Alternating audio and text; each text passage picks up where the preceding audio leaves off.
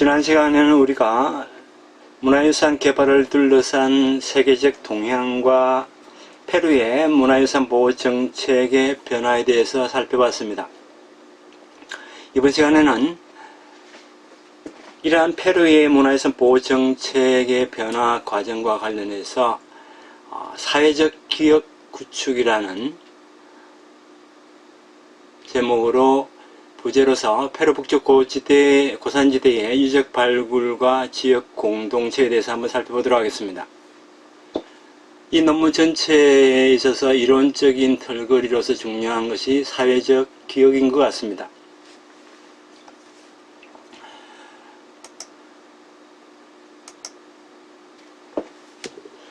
실제 이 논문의 저자가 파코팜파라는 곳에 가서 오랫동안 유적 발굴 조사 작업을 해왔습니다. 파코팜파는 페루 북부 고산지대에 위치해 있고 해발 약 2500m에 위치합니다. 안데스 문명 초기에 건설된 거대 제사 유적이 발굴된 곳입니다. 오른쪽 사진에 보시면은 지금 발굴 작업을 하고 있는 모습이 보입니다. 여기에는 그 신전으로서 이제 사용이 되어 왔는데 주로 이제 제사와 관련한 여러 가지 유적구들이 건설이 되었고요. 다음에 이 신전 그 자체가 지역 사회의 어떤 통합을 목적으로 세워진 것으로 알려져 있습니다. 유적은 이렇게 3단 기단으로 3단에 여기 보시는 바와 같이 1단, 2단, 3단 기단 구조로 되어 있고 최상층에는 다양한 제사를 지낼 수 있는 건조물들이 축조되어 있었던 것으로 보입니다. 그래서 여기서 다양한 유물들이 발굴됐습니다. 이 중앙 이 기단 쪽에서는 뭐 금으로 된 귀걸이라든지 아니면 귀걸이라든지 그죠. 네, 이러한 유물들이 다수 발굴이 되었는데 이러한 것들을 통해서 당시 사회개업을 파악할 수가 있습니다. 그래서 특히 이제 금제 귀걸이라든지 귀걸이라든지 이러한 것들은 종교적 권위를 배경으로 한 어떤 권력자가 있었지 않았느냐. 예. 그 권력자의 탄생 실마리를 제공하게 되었습니다. 이제 그러면서 이후에 이제 또 다양한 유적이 이제 발굴되게 되는데, 그 중에 하나 발굴된 것이 이 파코팜파의 일명 파코팜파의 귀부인이라고 하는 이러한 무덤이 오른쪽 사진 아래에 이러한 무덤이 발굴이 되었습니다.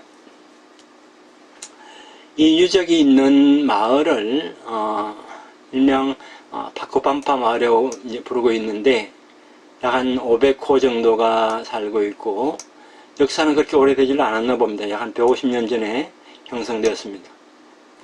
행정 단위로 얘기하자면 면 단위 정도가 되어 있고요. 면장은 우리가 생각하는 그런 어떤 반공무원 같은 그런 공무원이 아니라 명예직으로서 면장이 있습니다. 여기 파코팜파에서 가까운 도시가 이제 케로코토시가 위치하고 있는데 그곳에는 뭐 교회라든지 석조물들이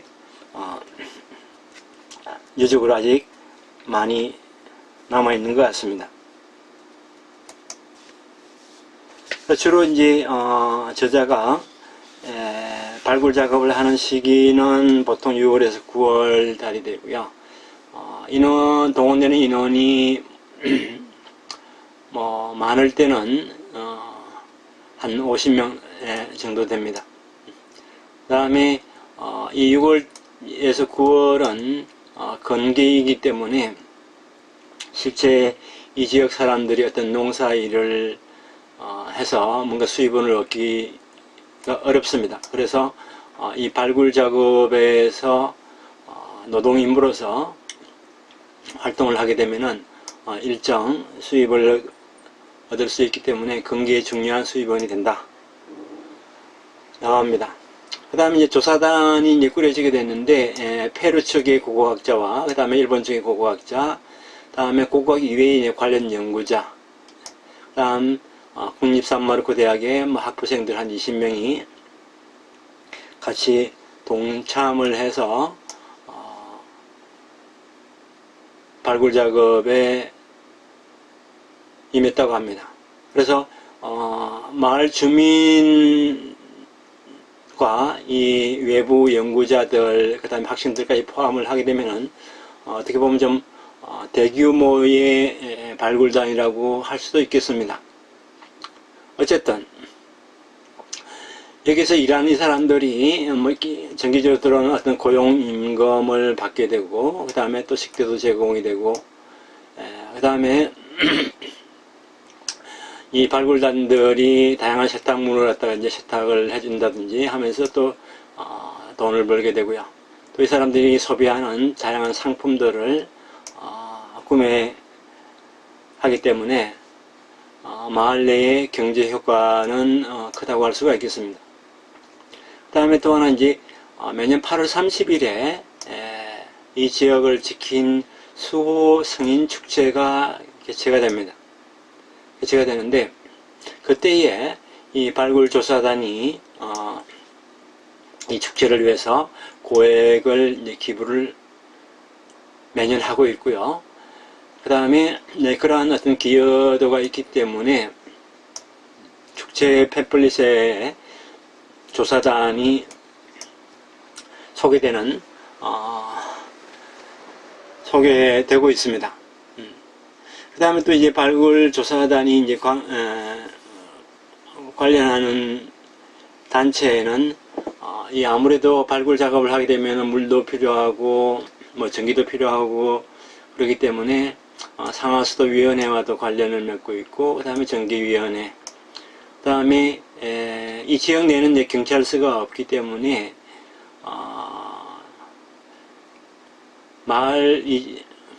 파코팜파 마을 자체적으로 구성한 자율방범대가 있습니다. 그래서 혹시 유적지에서 발굴된 유물들을 도난당하지 않을까 하는 그런 위험성도 있기 때문에 이러한 자율방범대와 협업을 해서 유물들을 아니면 유적지를 지키고 있습니다. 자, 그러면서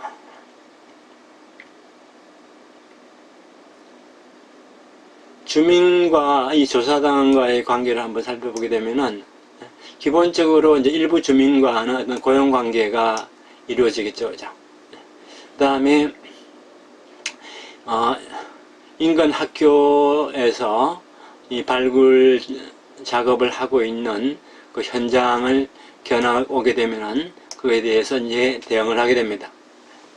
또 하나는 이 수호성인 축제가 개최될 때에 출토 유물들을 전시를 하고요. 또 패널을 설치해서 어떤 유물들이 발굴이 되었는지, 또 지금까지 어떤 작업을 하고 있는지 그러한 내용들을 설명하는 패널이 설치되어 있습니다.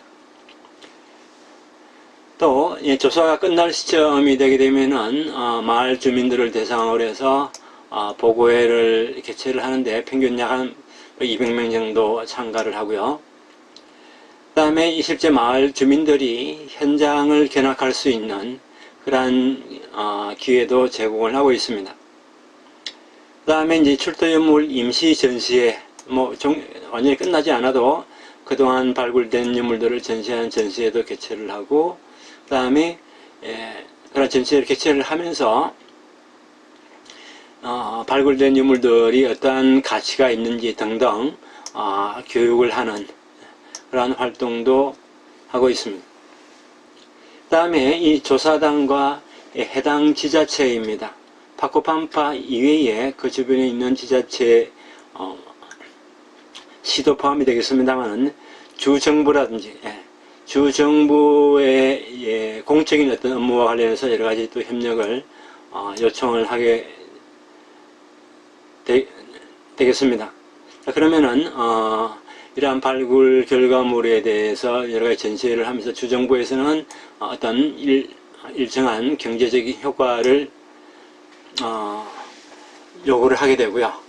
더 나아가서 발굴된 유적을 어떻게 이제 보존할 것인지, 또 그것을 또 어떻게 관광개발과 결부를 시킬 것인지 주정부와 그다음에 조사단과 마을 주민이 같이 협업을 해서 논의를 하게 됩니다.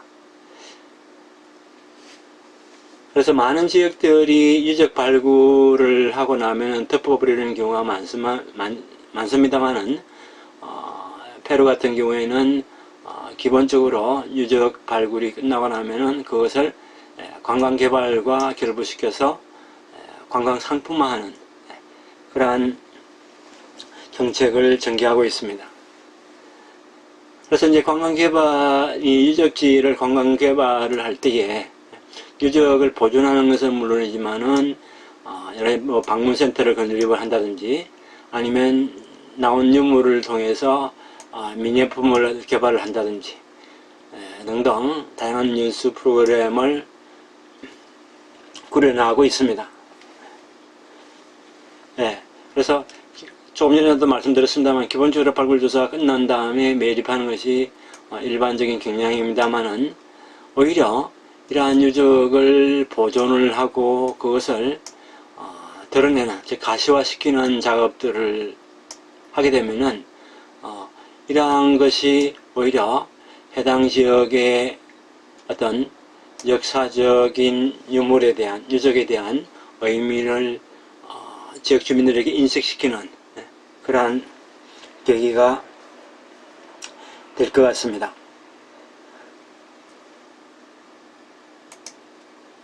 자, 조금 전에 말씀드린 수호성인축제입니다. 수호성인축제에서 문화유산의 위치부여인데요. 앞서 말씀드렸던 바같이 매년 8월 30일에 개최가 되는데 약 한 일주일 동안 개최가 됩니다. 그 내용을 이제 살펴보게 되면은, 대략적인 내용을 살펴보게 되면은, 수호성인이기 때문에 기본적으로 이제 교회와 관련된 다양한 프로그램들이 있습니다. 다음에 근대 스포츠인 축구라든지 배구라든지 그런 것들도 있고요.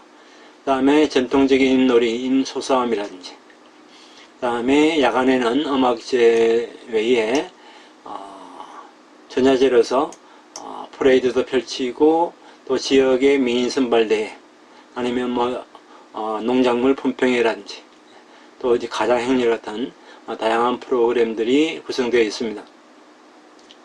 여기서 이 수호성인이기 때문에 가장행렬에 등장하는 인물은 지역사회 내에서 잘 알려진 성녀 가르멘이라든지 성마르틴 데포레스라든지 성녀 로사라든지 예수님, 그 다음에 지금 현재 그 성당에 있는 사제라든지 이러한 식으로 중요도 순에 따라서 지역 주민들이 중요하게 생각하는 그 순수에 따라서 그러한 인물들을 가장한 행렬이 이어지게 되겠습니다. 또 하나 이제 재미있는 현상은 문화유산 도시 파코팜파라는 그러한 현수막을 들고 행진을 하는 그러한 한 팀이 있고요. 그 다음에 오랫동안 이 지역 유적 발굴을 해왔던 이 논문의 저자 고고학자 세키 유지라는 이름을 새긴 플랜카드를 또 들고 퍼레이드를 하는 팀이 또 있고요. 또 마지막에는 국가문화유산이라는 그러한 이런 제목의 플랜카드를 현수막을 들고서 행진하는 팀이 있습니다. 그 이외에 퍼레이드 참석을 하는 투사라든지 아니면 지역의 어떤 전통적인 의상을 입고서 참가하는 사람들, 다음에 투개 소년이라든지, 또 다음에 유치원생들도 가장행렬을 하고요. 그 다음에 중학생에 의한 파코팜파 귀부인의 가마 행렬이 있습니다. 실제 이 앞에 사진에서도 봤듯이 이 파코팜파 기부인이 가마를 탔는지 안 탔는지 사실 알 수도 없습니다. 알 수도 없고, 이 중학생들이 이 파코팜파 기부인이라고 복장을 했는데 그 복장이 실제 당시에 복장이었는지도 역사적으로 고정이 되지는 않았습니다. 그러나 중요한 것은 이 유적지 발굴 작업을 통해서 발굴된 이 파코팜파 기부인이 지역의 축제 속에 포함이 되었다는 사실. 이 부분이 이 사람들에게 있어서는 상당히 중요하게 여겨지는 부분이라고 생각을 합니다. 그래서 가만히 보니까 이 해당 지역 내에서의 유적 발굴 조사가 마을 주민들의 역사관이라든지 아니면 세계관에 영향을 미치고 있다는 것을 갖다가 구체적으로 드러낸 사례가 이 축제 현장에서 등장하는 파코팜파의 기부인이라든지 거죠. 그 다음에 고고학적 세계 유적지라든지 문화유산 도시 파코팜파라든지 아니면 국가문화유산이라든지 이러한 내용들이 그들의 역사관이나 세계관에 영향을 미치는 구체적 사례라고 할 수가 있겠습니다. 자, 그러면은 이 사회적 기억이란 무엇인가에 대해서 이제 한번 살펴보겠는데요. 조금 전에 중학생들이 문화유산 소재와 관련해서 가장행렬을 했는데, 저자가 보기에는 사실 학술적인 오류가 많이 발견되었습니다. 그래서 전문가들에 의한 어떤 감수가 없었기 때문에 그러한 오류가 발견되었지만은 마을 주민의 어떤 자주적인 발상, 아니 주체적인 어떤 발상에 의해서 실현되었다는 점이 상당히 흥미롭다는 겁니다. 또 마을 자체적으로 어떤 자신들의 그 자긍심과 그 다음에 정체성을 기반으로서 이 파코팜파 유적을 인식하기 시작했다는 겁니다. 아마 발굴 작업이 이루어지지 않았다면은 그들의 역사관이나 아니면 세계관 혹은 정체성의 어떤 새로운 변화의 계기는 일어나지 않았을 수도 있을 것입니다. 또 주기적으로 이제 발굴이 진행되는 그 과정을 전시회를 통해서 때로는 어떤 부스, 축제 기간에 부스를 통해서 부스를 설정해서 이렇게 설명하는 그런 고고학자들의 어떤 계몽 작업이 있었고요. 그 다음에 마을 주민 자신들의 어떤 세계관의 문화유산을 도입시키기 시작했다는 점입니다. 그러면서 점차 이게 뭐 한두 해의 발굴 조사 작업이 끝나는 것이 아니기 때문에 그러한 일련의 과정들이 이 마을 주민들의 사회적 기억을 형성하기 시작하더라 라는 발견을 한 것입니다. 자, 그럼 사회적 기억이라는 것이 무엇이냐? 지금부터 몇몇 연구자들이 설명해 놓은 것을 잠깐 살펴보면요. 먼저 엘콕이라는 디크라든지 엘콕이라는 사람들은 과거를 관찰할 수 있는 형체로 나타나는 사물에 대하여 개인이 아닌 집합적 혹은 집단적으로 형성되는 그러한 개념이다 라고 이야기를 했고요. 그 다음에 아리 같은 경우에는 개인의 어떤 심리 차원을 넘지만은 이른바 역사라고 불릴 수 있는 거대한 아니면 커다란 어떤 사회적 차원에는 이르지 못하는 중간층에 위치하는 그런 기억이다 라고 얘기를 하고 있습니다. 여기 집단적으로 형성되는 어떤 개념이 아니라 기억입니다. 기억. 그렇고요. 또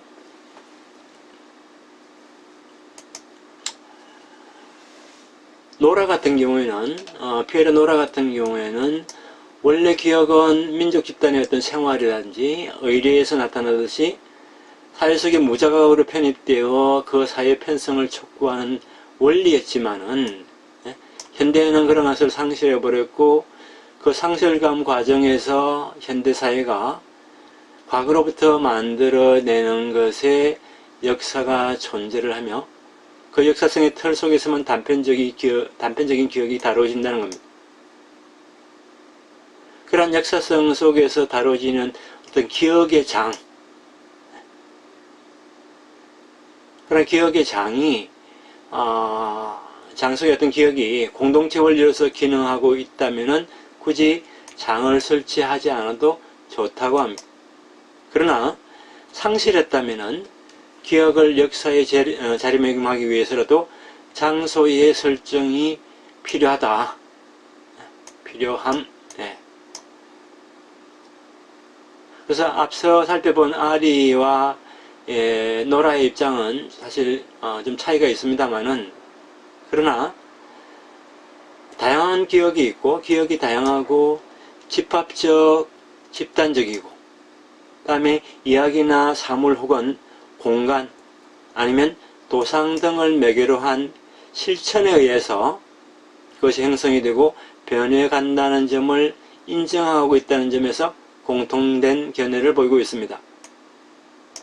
자, 여기서 말하는 어떤 사물은 뭐 서적이나 노래나 뭐 시, 사진, 그림 등 그래픽 매체 외에 어떤 뭐 기념비라든지 아니면 뭐 성당이라든지 거리라든지 그죠? 등등 어떤 명명 이름을 붙이는 관행 등이 상정 가능할 것입니다. 그래서 실제 뭐 이것 이외에도 실제 저자는 유적 등의 문화유산도 사회적 기억에 포함시킬 수 있다. 네. 라고 생각을 했습니다. 그래서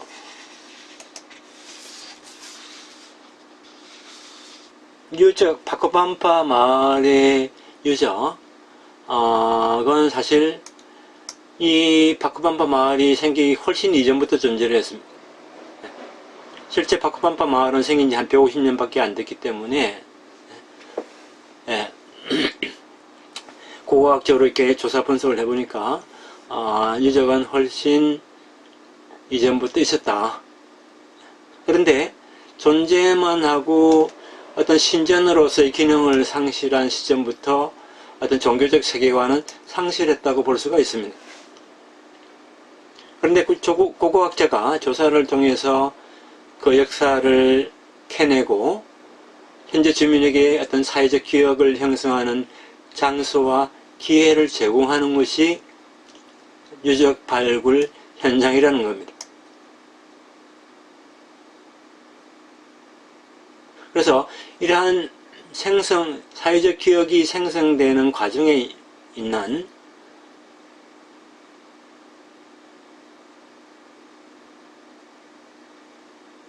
생성 과정에 있는 사회적 기억은 고고학자라는 전문가가 논의하고 또 묘사하고자 하는 어떤 역사적 상과 다른 점이 있습니다.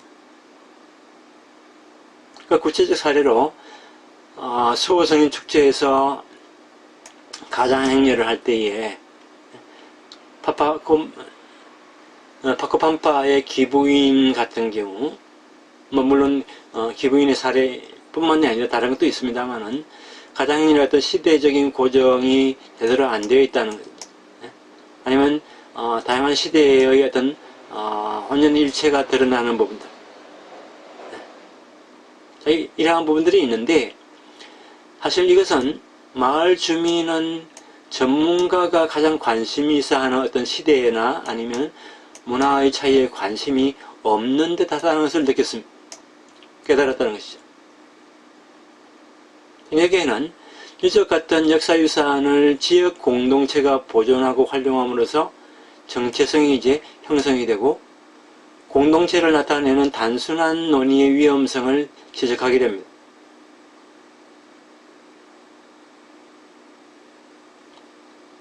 공동체가 보존하고자 하는 혹은 활용하려고 생각하고 있는 문화유산하고 고고학자 혹은 시라든지 아니면 주정부의 문화행정 관계자가 인식하는 문화유산과는 반드시 일치하지 않을 가능성이 있기 때문에 그렇기 때문에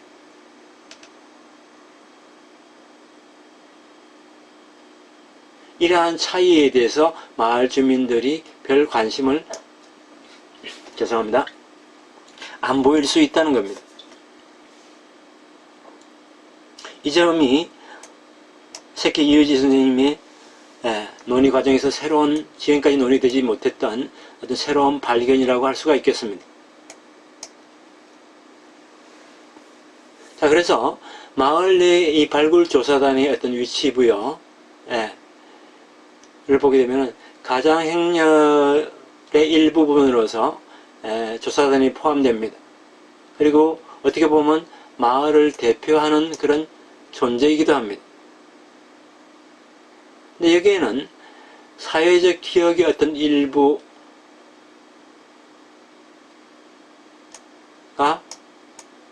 존재한다는 것이죠. 그 다음에 무덤 외에 다양한 어떤 발견의 주체가 어떻게 보면 조사단일 수도 있지만은 고용된 마을 주민들도 함께 발굴 작업을 해왔기 때문에 마을 주민과의 어떤 공동작업이라는 측면도 절대 무시할 수가 없습니다. 왜? 많을 때는 약 한 50-60명 정도 이렇게 작업에 참가를 하고 있기 때문에 그렇습니다. 뿐만 아니라 마을 주민들이 이 보고회를 할 때라든지 아니면 전시회를 할 때 아니면 견학을 오기도 하기 때문에 이 사람들과의 어떤 공동작업으로 이루어진다는 것을 알 수가 있습니다. 그래서 발굴에 동참한 어떤 노동자라는 거죠. 견학 온 마을 주민들, 다음에 이러한 사람들 사이에서 끊임없이 어떤 구체적인 에피소드가 생성이 될 겁니다. 발굴할 때 예를 들어서 파코팜파의 기부인을 발굴했을 때에 이 마을이 생성되기 이전부터 훨씬 이전부터 이러한 것이 있었고 지금 이 위치가 어떤 신전이었고 제사를 지내는 것이었고 귀걸이도 발굴이 되고 귀걸이도 발굴이 되고 하는 등등 관련한 이야기들이 수없이 많은 이야기들이 생성이 될 겁니다. 마을 주민의 어떤 사회적 그러한 것들이 마을 주민의 사회적 기억으로 존재한다는 것입니다. 그래서 원래 연구자의 어떤 독점 대상, 고고학적인 발굴과 관련해서는 고고학적인 지식이 필요하기 때문에 독점 대상이고 상당히 어려운 문화유산이 유적 발굴 작업에 마을 주민들이 동참을 함으로써 마을 주민에게 친숙한 존재가 되었던 게다가 마을 행사에 이 유적 발굴 관련한 내용들이 수호성인 축제라든지 다양한 행사에 서서히 도입되어 갑니다.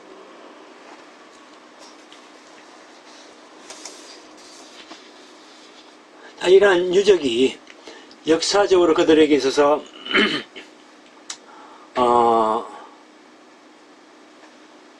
상당히 중요하다는 사실,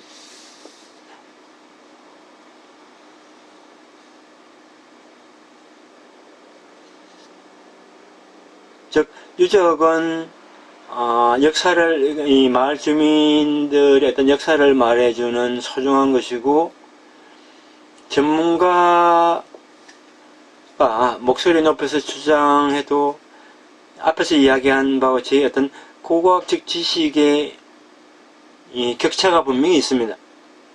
그런 격차가 존재하는 상황에서는 지역 주민이 어떤 학술적 의의를 엄미하는 것은 쉽지가 않을 것입니다.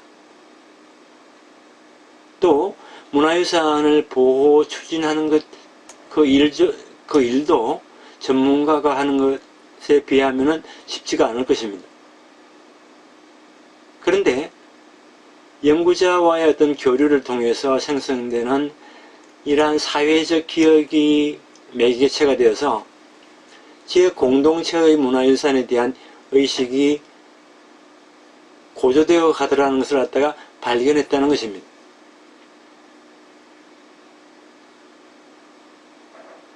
자, 그러한 사례를 제시해 주는 것이, 그러한 사례가 바로 파쿠팜파라는 겁니다.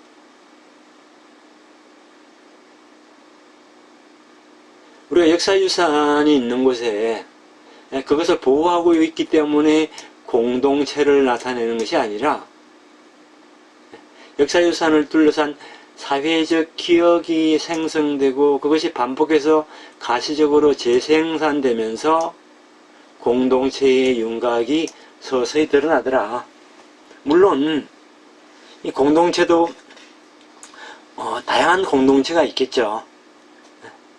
그런데 이러한 사회적 기억이 생성되어 그것이 반복해서 가시적으로 재생산될 때에 또 다른 어떤 성격의 공동체의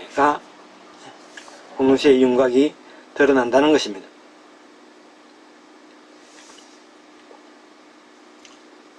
이 부분도 이 저자의 새로운 발견인 것 같고요.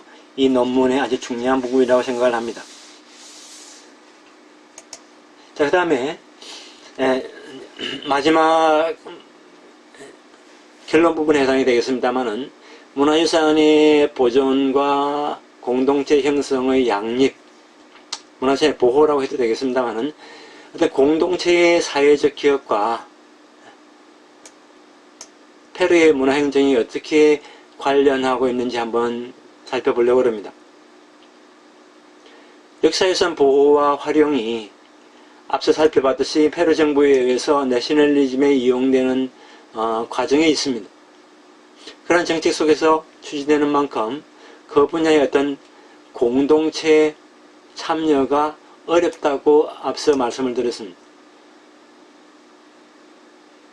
근데 이러한 문화행정 개입과 관계없이 역사 주변에 거주하는 사람들의 어떤 사회적 기억은 조사를 매개로 생성이 되고 그것이 또 반복되고 반복적으로 재생산되는 그런 사례도 있더라. 아마 문화유산 관계자는 가정 행렬의 어떤 역사 고정 오류를 철저하게, 철저할지는 모르겠습니다만 수정하고픈 마음이 있을 겁니다. 그래서 수정을 해서 올바른 역사를 마을 주민에게 가르치려고 하는 사명감이 있을지도 모르겠습니다. 그것은 앞서 미이라 반환 요구를 주장한 다른 마을의 사례에서 나타나는 그런 논리에서도 우리가 알 수가 있습니다. 즉 계몽주의적인 입장에서 그렇게 해 나갈 것입니다. 그들은 사실 공동체가 생성하는 사회적 기억에는 별 관심이 없습니다.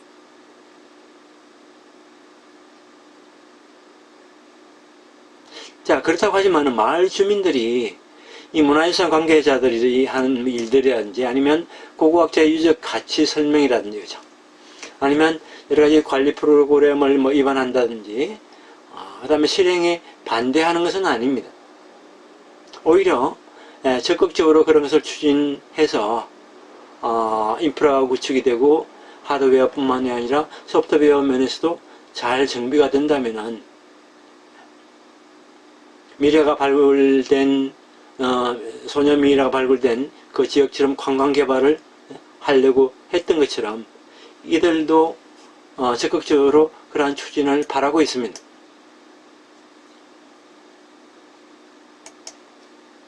그렇지만 한편으로 고고학적 지식만이 유적의 어떤 가치를 인정한다는 입장에는 위험이 따릅니다. 과거의 문화를 이야기하는 전성 주체가 사실 연구자라든지 문화유산 관계자만이 아니라는 거죠. 그 아니라는 사실 우리가 수용을 하면서 지역 주민, 그 다음에 공동체가 보유하는 가지고 있는 유적에 대한 사회적 기억을 우리가 무시할 수 없기 때문에 그렇다는 거예요.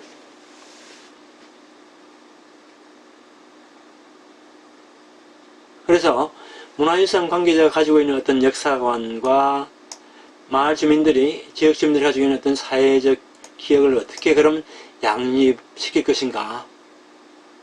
아니면 공존시킬 것인가?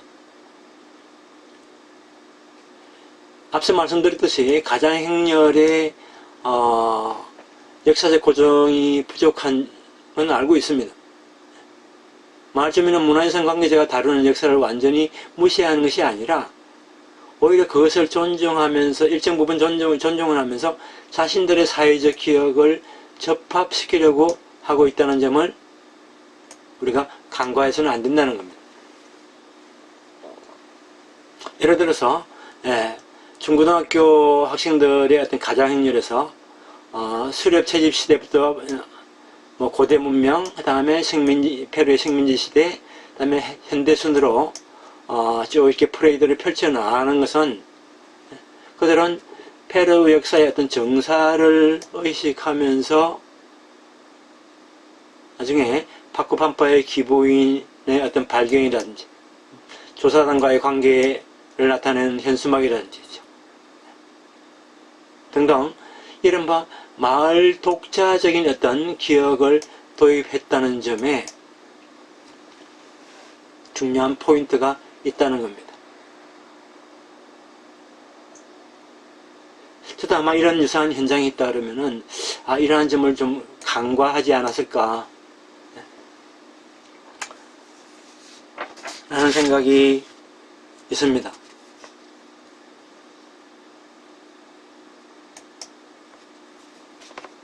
그래서 그들의 어떤 일련의 행위가 문화유산 관계자에 의한 기획이 아니라 중요한 것은 마을 주민이 주도적으로 실현한 점이라는 겁니다. 여기에 우리가 주목을 해야 한다는 겁니다. 앞서 후지모리 정권의 신자유주의든 내셔널리즘이든 지역 공동체의 어떤 개발 프로그램 참가가 중시되는 상황에서는 파코팜파의 이 자율적인 파코팜파 마을 주민들의 어떤 자율적인 행동은 단순히 흥미로운 사례를 뛰어넘는다고 강조합니다. 그래서 개발 프로젝트 등 어떤 실천 면에서 중요한 시사점을 제공한다는 것이죠.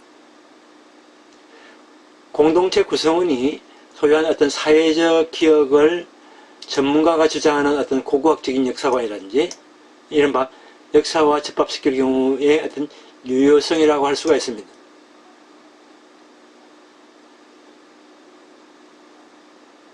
일반적인 어떤 역사유적 보존에서 관광객 등 공동체 외부에서 찾아오는 방문객, 특히 관광객을 전제로 실시되는 경우가 많습니다. 그러다 보니까 자동적으로 고고학자나 아니면 문화유산 관계자의 입장에선 설명이 주체가 되는 경우가 일반적입니다.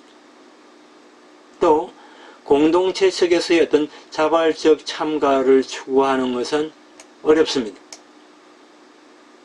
그럴 때 공동체 측에서 구축하는 어떤 사회적 기억을 여기에 플러스 시키게 되면은 다양한 역사관과 공생을 도모할 수가 있고, 만약 그렇다면은 지역 공동체의 어떤 관심을 문화유산 보호, 활용에 끌어들일 수 있을 것이다 라고 방안을 제시하고 있습니다. 이 부분도 제가 볼 때는 아주 참신한 아이디어라고 생각을 합니다. 그런데 사회적 기억만을 전면에 내세우는 것도 또 위험성이 있습니다. 왜 그러냐면은 관광객이라든지 방문객들은 공동체 구성과 다른 어떤 세계관 아니면 역사관을 대부분 가지고 있기 때문입니다. 그것은 사실 그들의 어떤 문화적 배경, 역사적 배경이 다르기 때문에 그렇습니다. 그래서 이 지역 주민들의 어떤 지역 주민이나 공동체의 논리만을 중시하게 되면은 역으로 이러한 다른 문화적 배경을 가진 사람들을 오히려 배제할 위험성을 가지고 있습니다. 그러다 보니까 폐쇄적인 세계가 만들어지게 됩니다. 자, 그러한 것을 피하기 위해서는 고고학적 정보를 확보할 필요가 또 있습니다. 우리가 지난주에 문화유산 보호의 다양한 방법에서 잠깐 말씀을 드렸습니다마는 한국의 이 국가지정무형문화재라든지 시도지정무형문화재의 명칭을 보게 되면 대부분 지역 명칭을 앞에다 붙이고 있다고 말씀을 드렸습니다. 자, 그러한 점과 관련해서 또 이 부분은 상당히 중요하지 않을까 생각을 합니다. 그 다음에 고고학적 역사관과 사회적 기억의 어떤 접합은 다양한 역사관을 보유한 사람들의 접촉을 촉진시킬 수 있다는 것입니다. 문화유산 보존에 참가하는 공동체 구성원은 남의 시선을 의식하게 됩니다. 그래서 그런 시선을 의식함으로써 자신들의 정체성을 강화하게 되고 자신이 보유한 어떤 사회적 기억을 구축하게 됩니다. 또 재생산을 하기도 합니다. 그래서 문화행정이 바라는 어떤 고고학적인 역사관의 추구이 가능하지만은 또 동시에 사회적 기억을 통한 공동체의 자율성을 고조시키는 그러한 시너지 효과도 나올 수 있다는 겁니다.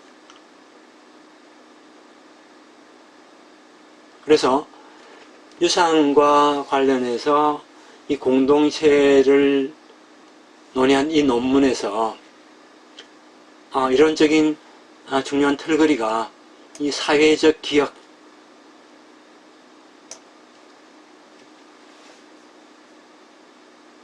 이 부분이 아닐까 저는 생각을 합니다.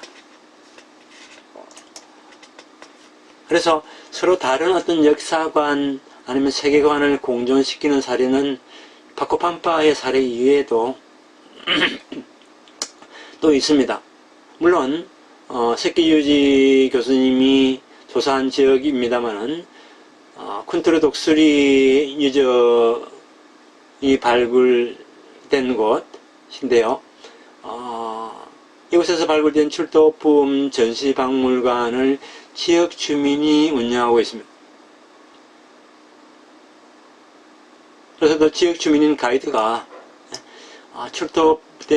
출토품 유래에 대해서 이제 발굴 작업했을 당시에 자신의 어떤 체험담을 섞어가면서 설명을 하고 있는데, 이런 어떤 공적인 기억과 다른 개인의 기억, 이러한 개인의 기억도 중요하지 않을까 그렇게 생각을 합니다. 또 하나는 마야 문화와 관련해서 관광객이 방문하는 거대 피라미드형 신전 옆에 현재 마야 계통 주민이 사용하는 제단을 설치해서 전통적인 의례용으로 사용하고 있는 경우입니다.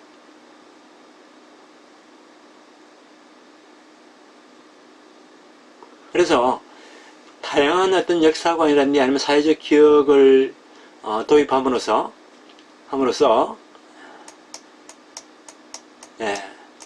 문화유산은 단순히 국가가 제공하는 것이 아닌 공동체 자신이 무엇보다도 자율적으로 관여하는 존재로 바뀌게 되면은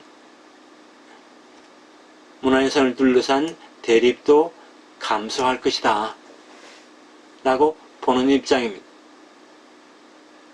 그래서 문화유산 관계자가 앞으로 해야 할 일은 사람들이, 지역 주민들이 사회적 기업 구축에 자발적으로 참가하고 있다는 것을 인식할 필요가 있다는 겁니다.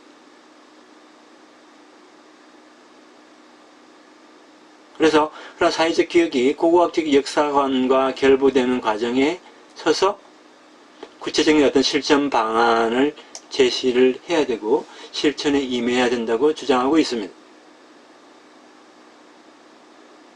이러한 사례가 늘어나면 늘어날수록 내셔널리즘에 선동된 문화유산 관계자의 자세도 변할지도 모르겠습니다. 한국 사회, 한국의 문화유산 정책을 보게 되면은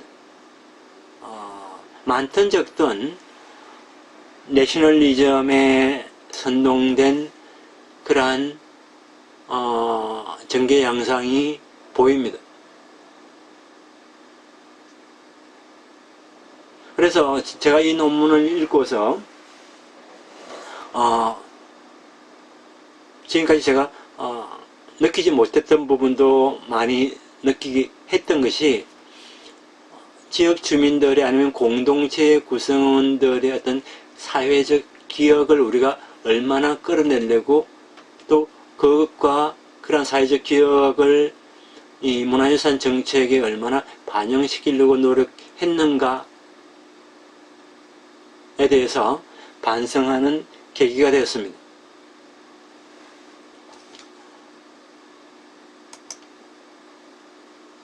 그러면 잠시 이 파코팜파 유적 발굴과 관련해서 영상을 잠깐 보여드리도록 하겠습니다. Pero durante el proceso de construcciones, poco a poco apareciendo líderes, ¿no? Así que en el periodo de caso de Pacopampa, primero Pacopampa 1, parece que no existía líderes poderosos, pero segunda fase de Pacopampa 2, sí. Y hemos encontrado una tumba riqueza de dama de Pacopampa. Ese es. En caso de sitio Kunturhuasi hemos encontrado 10 tumbas como dama de Pacopampa, ¿no? Pero los fechados son casi iguales, 800 años antes de Cristo. O sea, Sierra Norte, 800 años antes de Cristo, ahí aparecieron los líderes. Ese dato es importante para entender el desarrollo de civilización andina. Y líder, además mujer. Mujer, así es. Ese es liderazgo más antiguo de femenina en Perú, ¿no? Y con la dama de Cao. Dama de Cao es más posterior, pues. Ah, o sea que esta dama de Pacopampa es más antigua. Es único.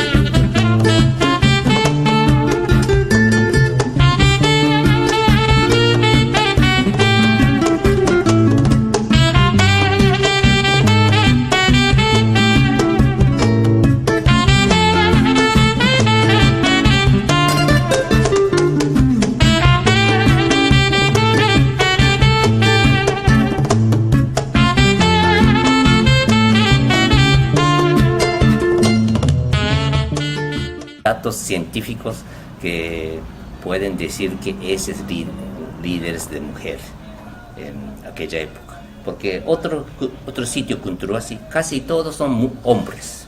Claro. Si 10 tumbas con oro, una es de la mujer, pero una y dos mujeres, pero 8 tumbas son de hombres. Pero en caso de Pacopampa, una tumba principal, solo mujer.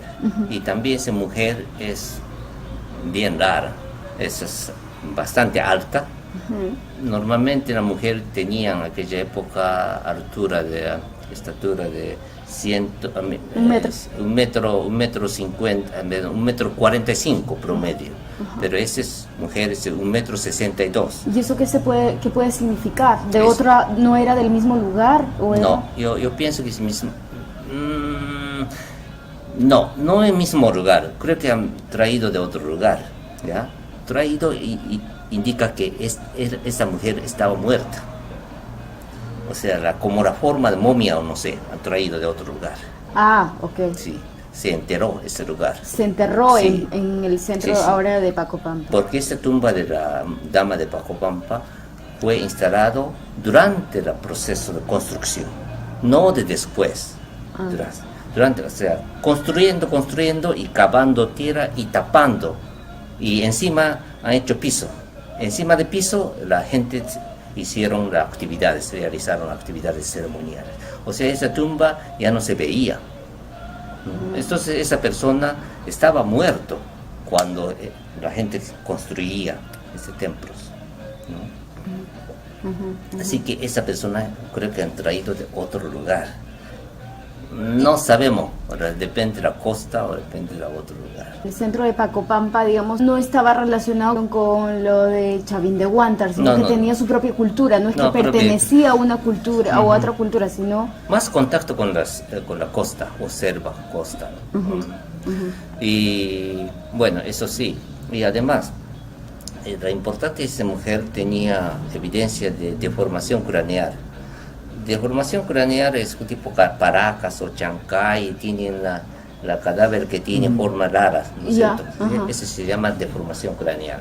Esa deformación craneal siempre se aplica a las niñas o bebé, recién nacidas, nobleza. Eso indica que esa persona ya desde nacida ya tenía su destino, o sea, clase alta.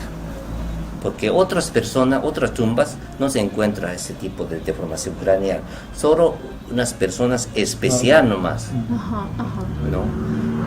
Y entonces, ¿cuál era la formación política, digamos, si lo podemos hacer para que la población, la gente pueda entender? ¿Cuál era la composición de este lugar? ¿Cómo se organizaba? Eso es muy difícil, ¿no? Porque nosotros solamente tenemos datos de centro ceremonial, ¿no? Entonces, podemos imaginar que cómo podía organizar aspectos religiosos, sí, pero políticas es otras sociales, de elementos sociales, un poco difícil. Pero yo, como he dicho, que aquella época la comunidad fue integrada por actividades religiosas. Entonces, líderes religiosas es importante. Eso creo que único única liderazgo que tenía este personaje, que podía manejar a la gente. O sea, aparte de ella, creo que ya no existía otras personas que tenían poder. ¿Ya? Aquella época el poder eso viene de la solo religiosa, nada más. ¿No? Ella es una.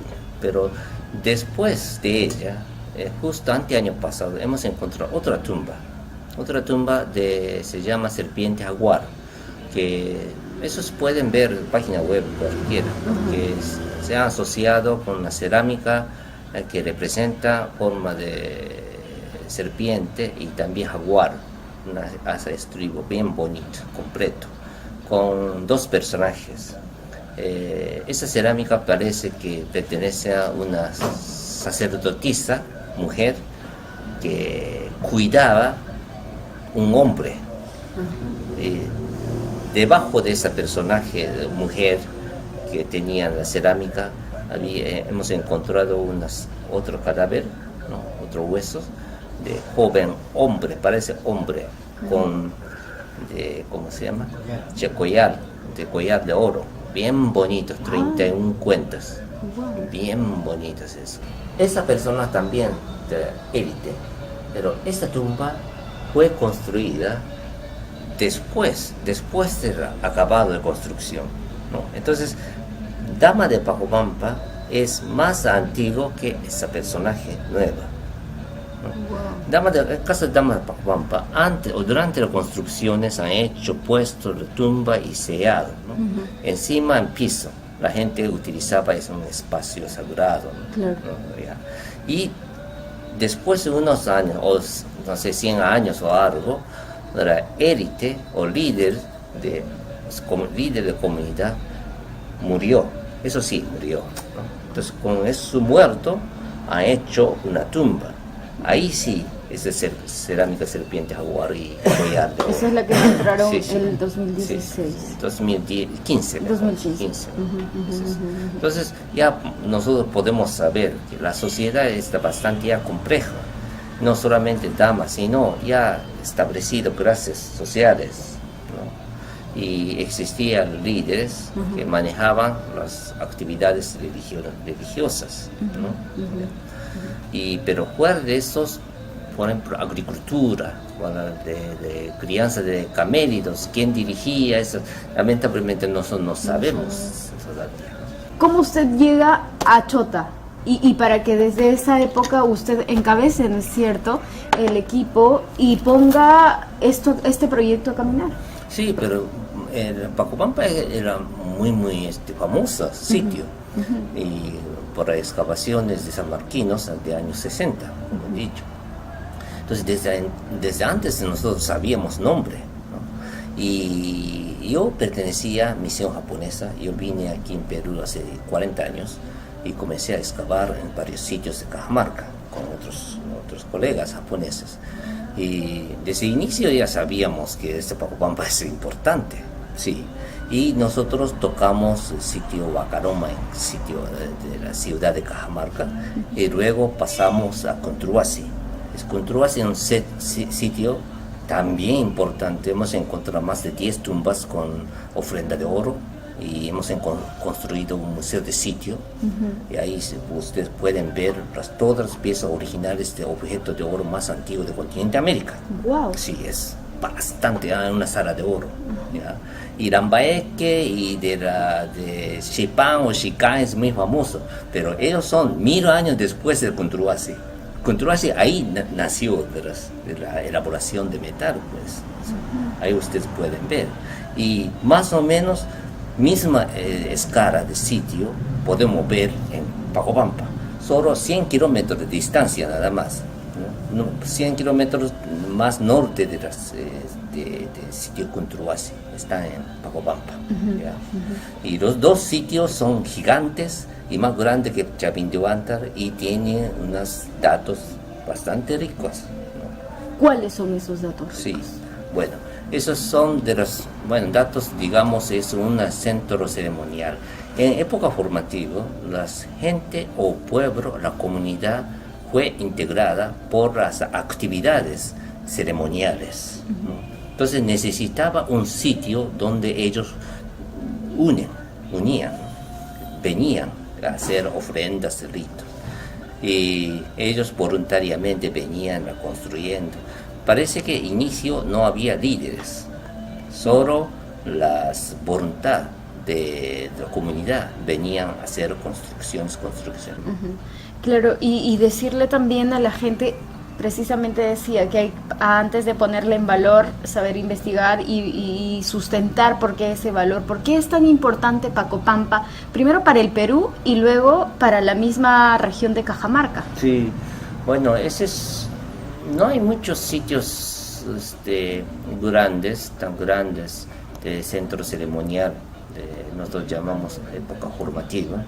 Época formativa comienza más o menos de 3000 años antes de Cristo hasta nuestra era, o sea, un año después de Cristo, más o menos 3000 años de largo, ¿no? Durante ese periodo formativo hay varios sitios desarrollados. Uno de ellos es el Chavindhuantar. El Chavindhuantar es muy famoso y patrimonio, designado como patrimonio humanidad, ¿no es cierto? Pero fuera de Chavindhuantar existen muchos sitios que tienen valor que equivale al Chavindhuantar. Sí, Chavindhuantar. Uno de ellos es Pacopampa.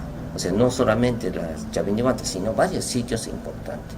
Y de Pacopampa es más grande que Chavindhuantar, los demás. Entonces, gigantísimo es.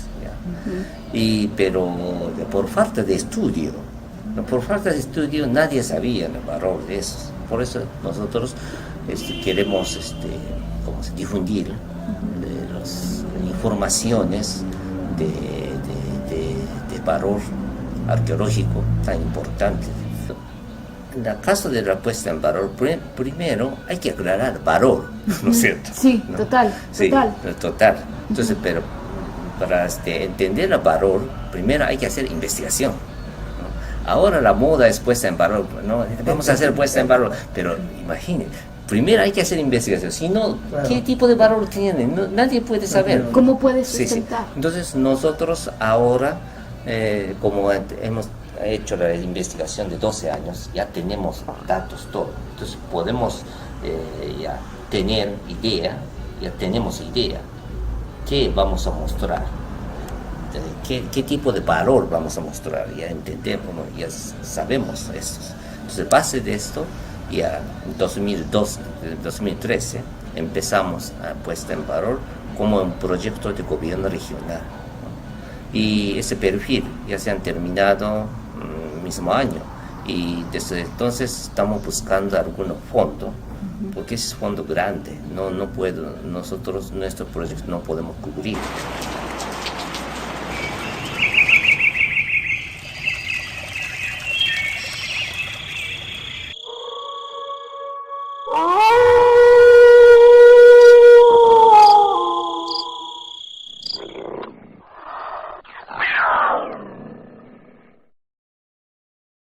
Está, digamos... No se ponga nervioso, doctor, ¿no? Me pongo nervioso.